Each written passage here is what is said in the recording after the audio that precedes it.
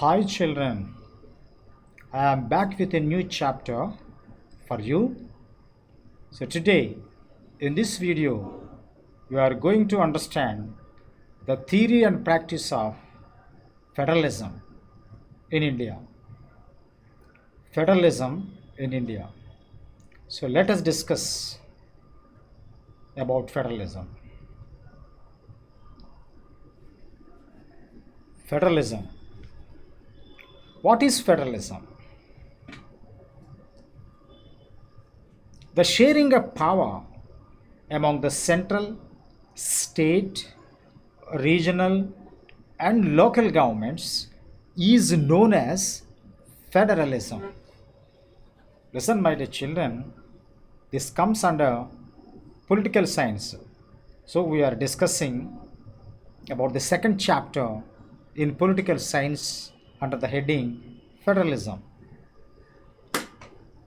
The sharing of power among the central, state, regional, and local governments is known as federalism. So, federalism is a type of government. Federalism is a type of government in which powers are distributed between the center and the constituent units. Again I say, federalism is a type of government in which powers are distributed between the center and the constituent units or states. That is about federalism. So in short, it is the sharing of power. Federalism means sharing of power among the central, state, regional, and local governments. You know very well, my dear children, today, almost all the countries today are democratic countries.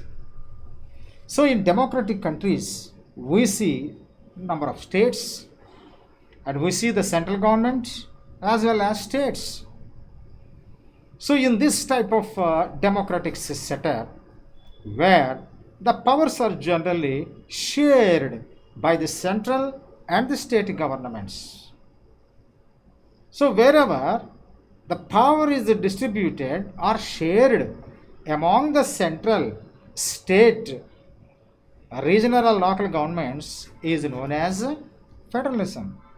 As far as India is concerned, ours is a democratic country. So here we see the sharing of power between the center and the states. So here in India, the powers are equally distributed between the center and the states according to the constitution.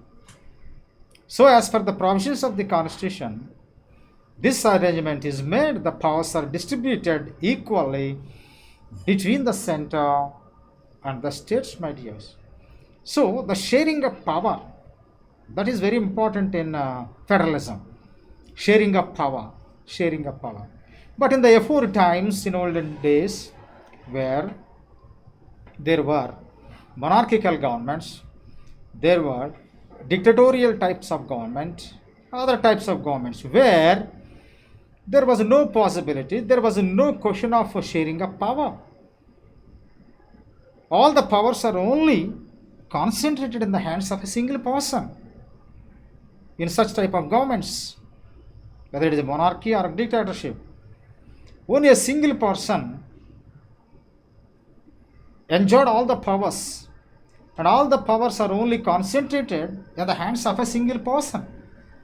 But those days have gone. But today almost all the countries today are democratic countries. That's why powers are shared. Powers are distributed between the center and the other constituent units or the states. So that's why sharing of power is an important feature of federalism. So where the powers are equally distributed between the center and the states. So that is the meaning of the word federalism. So the sharing of power among the central, state, regional and local governments is known as federalism.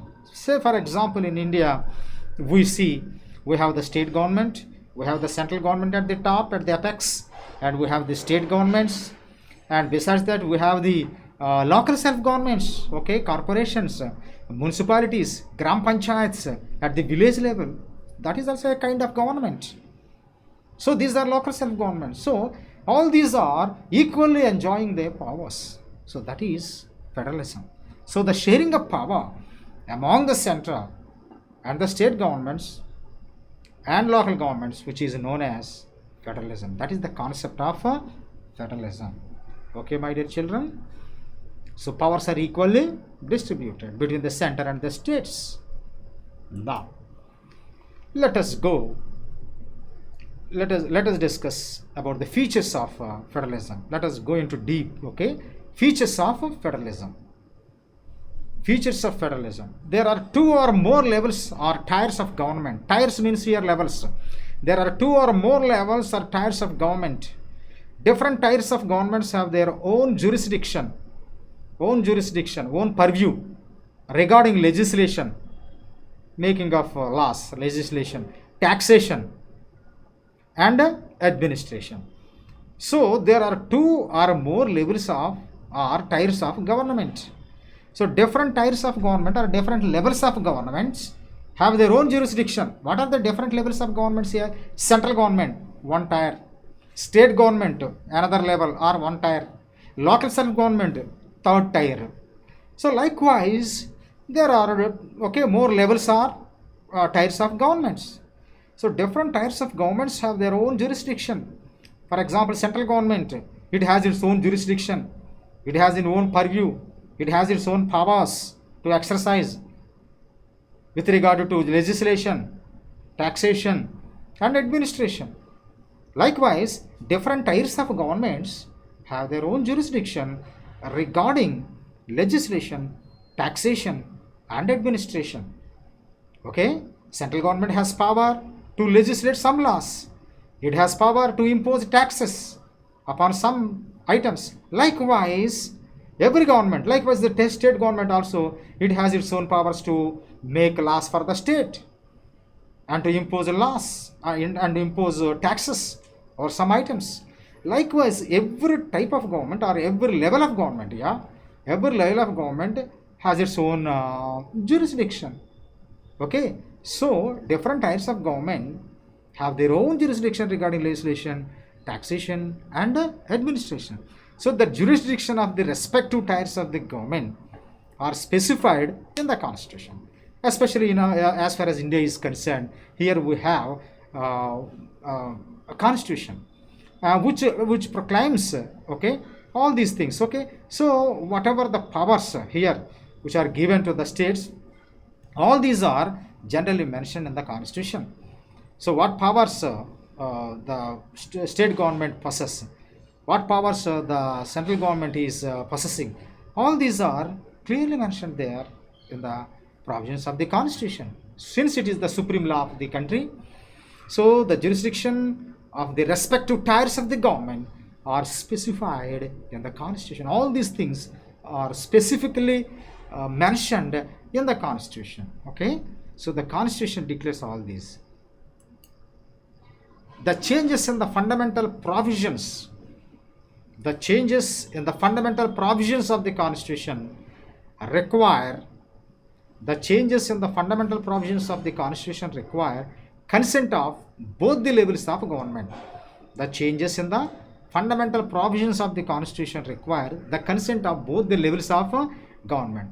Both the levels of government means here the central government and state governments. So for example, if the central government wants to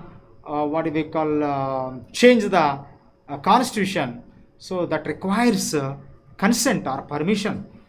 Okay, that requires the consent of both the levels of government. Okay, even the state governments also have to agree for it. They have to consent it. That's why the changes in the fundamental provisions of the constitution require the consent of both the levels of government. So here, for example, if they want to, okay, if they want to change any provisions in the constitution or amend, if the central government want to amend the constitution, change the constitution, and that it requires the consent of the state governments. Yes, upon certain provisions, state government's consent is required. So without its consent, the central government should not go ahead. Okay, so that is why the provisions of the constitution require the changes in the fundamental provisions of the constitution require the consent of both the levels of government. Now, courts play a key role to interpret the constitution and the power of different levels of government. Here, courts, we know very well. At the national level, we have the apex court. Supreme Court is the apex court. So the courts here play a key role, and the state level we have the high courts. So here courts play a key role to interpret the constitution. Okay, here the courts interpret the constitution. They can interpret the constitution and the power of different levels of government. For example, if the government go beyond the go beyond its what do we call boundary or limits, then the courts will interfere. So here courts play a key role to interpret the constitution. For any government, whether it is the central government or the state government, go against the will of the people, or if it goes against the provisions of the constitution or the spirit of the constitution, if the government goes against the spirit of the constitution, then ultimately here courts will interfere and they will interpret the constitution, and then they will pronounce its judgment that it is wrong. So that is why the courts here play a key role to interpret the constitution and the power of the different levels of government. Sources of revenue for each level of government are clearly mentioned to ensure its financial autonomy. Sources of revenue. Revenue is very important to run the government, whether it is a central government or state government. So sources of revenue for each level of government are clearly mentioned here. Sources of revenue for each level of government are clearly mentioned to ensure its financial autonomy.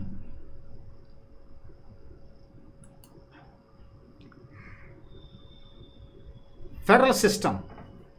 Federal system has dual objectives, that is to safeguard and promote the unity of the country. Federal system has dual objects. What are the dual objects? There are two important objectives this system has, federal system has. That is to safeguard and promote the unity of the country. To safeguard and promote the unity of the country. To safeguard and promote the unity of the country.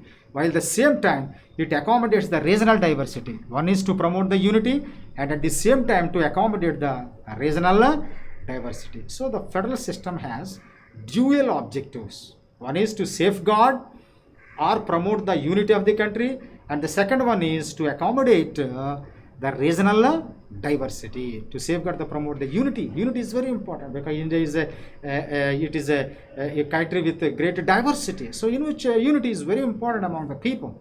So that's why the federal system has this objective. Yes, it promotes the unity of the country. At the same time, it accommodates the regional diversity, regional unity, regional diversity. So these are the important objectives of the federal system. Okay, my dear children. And in the next video, I shall tell you about we shall discuss about the kinds of federalism. I shall explain about the kinds of federal system or federation. Okay, children.